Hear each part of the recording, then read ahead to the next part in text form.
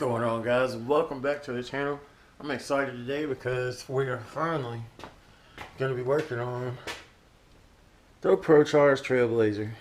I've been dying to get this thing back in the garage.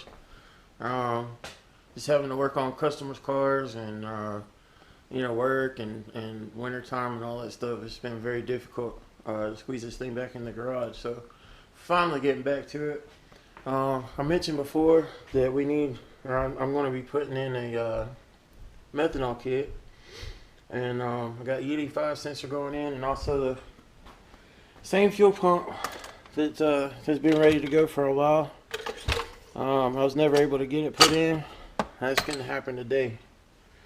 So I went ahead and started working on this a little bit to kind of get a game plan together, and so I got my E85 sensor kind of ready to go. What I wanted to do is split the fuel line a little bit, because some people say it restricts the flow. It don't really look to me like it would be too bad, but I figured I'd go ahead and just split the line right there, so that the fuel, there's no way it can be restricted there. So this is SureThing NSF51. And all these fittings actually contain Viton seals, and so they should be good to go for the E85. Of course, I got pigtail and everything. I got a pin to the ECU, which will be real easy. As far as the methanol kit, what I decided I'm going to try to do, and I think it'll work. Basically what I'm going to do is I'm going to take my vacuum pump and move it over about 1.5 inches or so, and that should give me just enough room to mount the methanol pump right there. And I had mentioned before, in case some of you guys are new, this kit came with this tank, and unless I mount it in the back, there's just nowhere for it to go. And it sticks out like a sore thumb anyway, and I'd really like to try to keep everything under the hood if possible. So what I've decided to do is I'm going to use my coolant expansion tank for the reservoir on the methanol kit, and this is actually a pretty big tank. I think it holds right at 1 gallon, which is really large for a coolant expansion tank. And I think that'll work out better anyway, because my outlet on this 3-row radiator is coming out this side anyway, and I've got enough room in this area that I'm just going to make a different expansion tank. So I think that'll work out really good. And the E85 sensor I'm going to mount underneath, pretty much right in front of the fuel tank. There's a connection in my fuel lines right there. So that's where I'm going to put the E85 sensor. And I think that's pretty much it. I mean, the only other thing I really got to do while the fuel system is being worked on is I'm going to swap my fuel injectors back out. You guys know I tried the decapped fuel injectors, and I only had 8, so I didn't have much of a chance of flow matching the injectors. So, and I don't think the fuel injectors were really the problem. These are 80-pound TRE injectors, and they should be more than enough. Originally, I thought maybe I was just running out of fuel injector, but I think I was running out of fuel pressure. So, like I said, I've got this 450 pump going in, and it currently has a Walbro 255 in there on a booster pump. So I got a Kennyville booster pump right there. For those that don't know, that basically overdrives the pump. So when you get to a certain boost level, which I think I've got this one set at 3 psi, my boost reference switch. When it gets to 3 psi, it kicks that controller on, and what that controller does is shoots 17.5 volts to the fuel pump instead of the nominal voltage, which is roughly 14 volts. So basically that just gives you a lot more volume, and you can go to Kenny Bell's website and look up the booster pump if you don't really understand how they work. It's actually pretty neat. Before I built this setup, I really didn't know much about them. I'd never used them before, so it's kind of neat how it works. And basically, I guess to sum it up, when you've got fuel injectors in a intake plenum, if you pressurize the intake, let's say you put 10 pounds of pressure in the intake, that's going to cancel out 10 pounds of fuel pressure basically. And so what the booster pump is going to do is it's going to increase the fuel to try to make up for the pressure inside the intake. So that's basically what's going on there. Well, what I'm going to do is go ahead and get the methanol kit going, and we'll start with that. And I guess while I'm under the hood, I'll probably go ahead and do the fuel injectors. And then once that's done, I'm going to get the car up and go ahead and drop the fuel tank and get the E85 sensor put in. And that's pretty much it. You know, I've still got the dyno tune saved on my computer, so I'll dump it back in, and I'll take it for a run and see how the data log looks. I'm expecting it to be a little bit rich after I change the fuel pump and everything out, so I'm probably gonna have to adjust the power enrichment and probably the VE table, and you know, get it dialed in a little closer. And then here shortly, I'll be taking it down to Jeff to do another dyno tune, so that way we can see what she's making. But anyway, enough talking. Let's get this thing done, huh? Y'all stay tuned.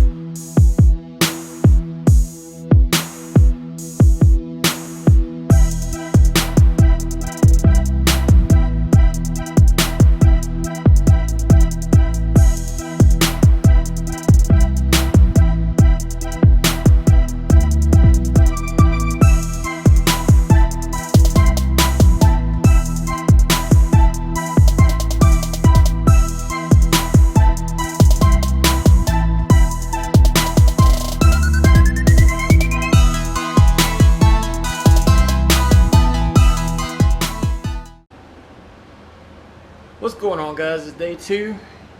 I got a lot done the other day. I'm going to go ahead and show you some of that. I finally got the methanol pump mounted. I decided to go ahead and use, like I said, it worked out pretty good, the factory overflow tank or expansion tank for the radiator to feed the pump. And got the nozzle installed, and I went ahead and rigged up another expansion tank with some stuff I had laying around. I may get an aluminum one later, but I think this will work great for right now.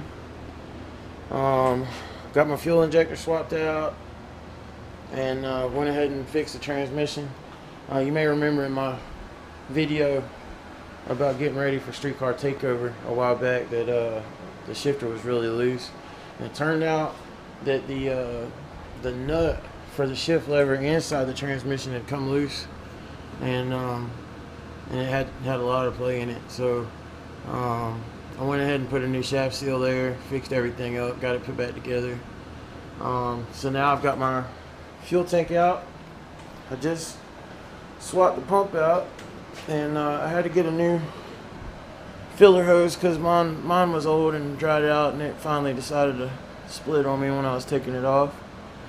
So I'm gonna go ahead and get this tank put back in, and should be pretty much done. I got a little bit of tuning work to do.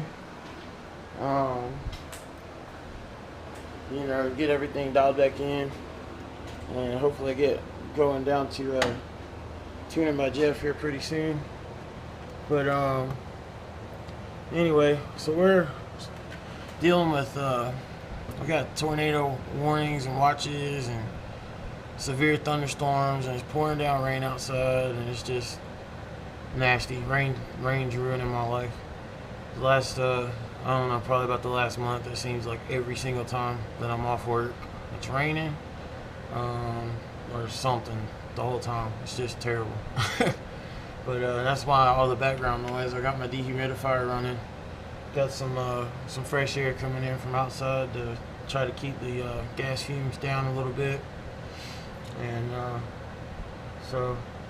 I was originally planning on doing some tuning and driving the truck in this video, but because the weather's been so bad, I don't really want to take it out.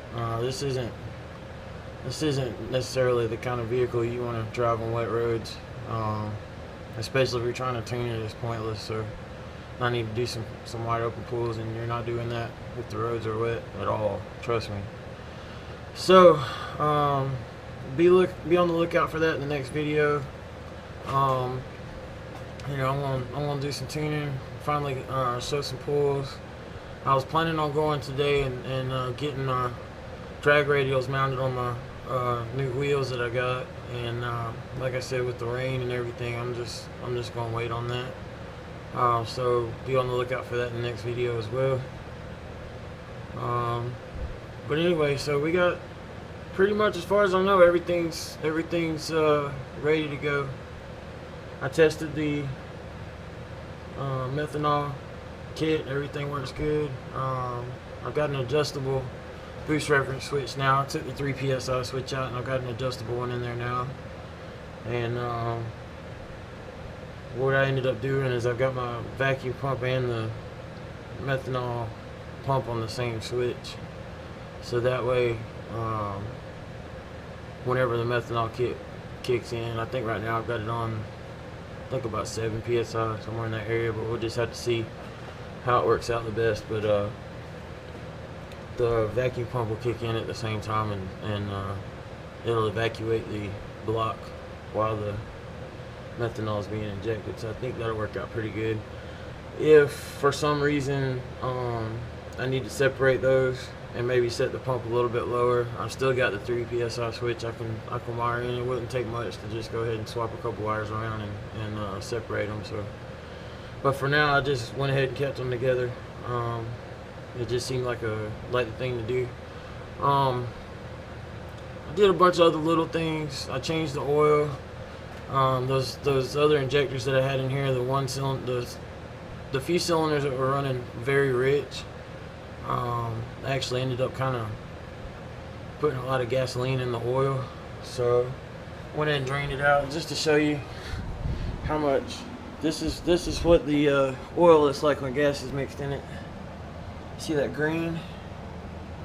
The fuel mixing with the oil turns green, and it was enough in there that it's actually kind of puddling in the pan. This pan's been sitting here for about 24 hours, and you can see how the gasoline kind of settled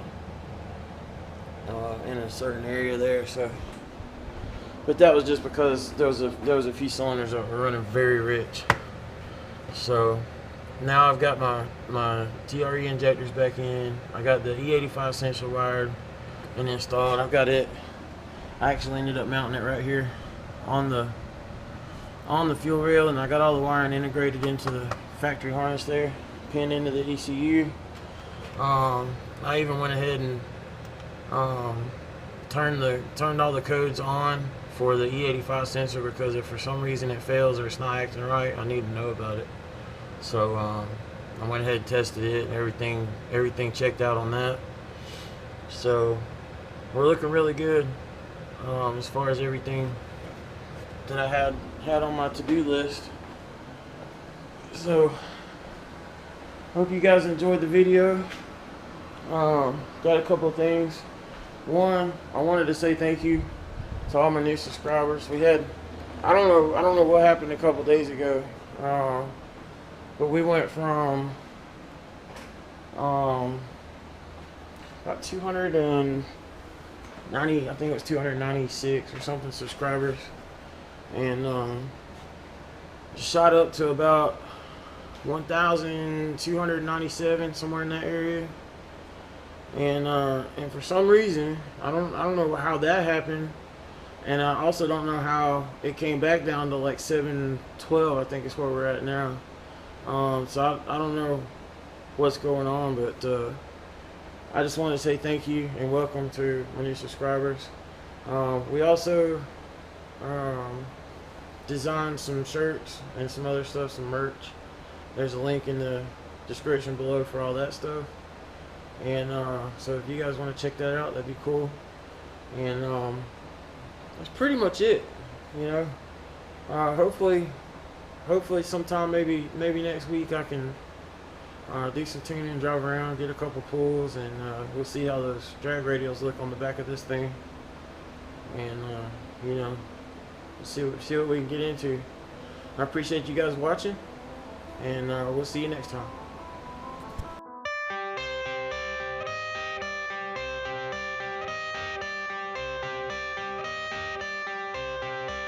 I got the cash in the bag, stadium packed. Born a rock star in this life, gon' live it up on the attack. Baby, I'm bad, I just wanna get caught up in this life. I'm crazy, I'm mad, doing no cap. Only God wants, so you better go live it up. Cash in the bag, stadium packed. Baby, I'm bad, yeah. Baby, I'm bad.